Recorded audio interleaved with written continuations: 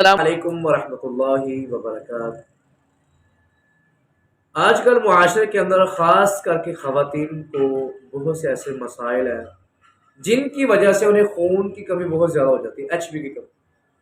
تو ڈاکٹر حضرات کچھ میڈیسن کا بتاتے ہیں، تو میں تو کہتا ہوں میڈیسن سے بچیں۔ اس کے لیے بہترین آپ کو جو علاج آج بتانے لگے انشاءاللہ سے 15 دن یہ علاج جو بندہ کر لے گا، اللہ کی توفیق اور رحمت سے میں آپ کو اس چیز کا چیلنج کر سکتا ہوں کہ اپنی ایچ بی چیک کروا لے۔ 15 دن کے بعد ایچ بی چیک کروا لے، انشاءاللہ کم سے کم اتنے پوائنٹ کا فرق پڑا، 3 سے 4 پوائنٹ کا فرق پڑے گا اس ایچ بی کا۔ کرنا کیا ہے اس کے لیے؟ آج کل موسم جو کہ سردی کا ہے، قریب قریب ہے، دسمبر کا ماہ جا رہا ہے، گاجر ہے، چکندر ہے، اس کے اندر انار مکس کر لیں، تھوڑا سا ادرک ہے، اس کا شیک روزانہ کم سے کم 1 لیٹر پینا شروع کر دیں۔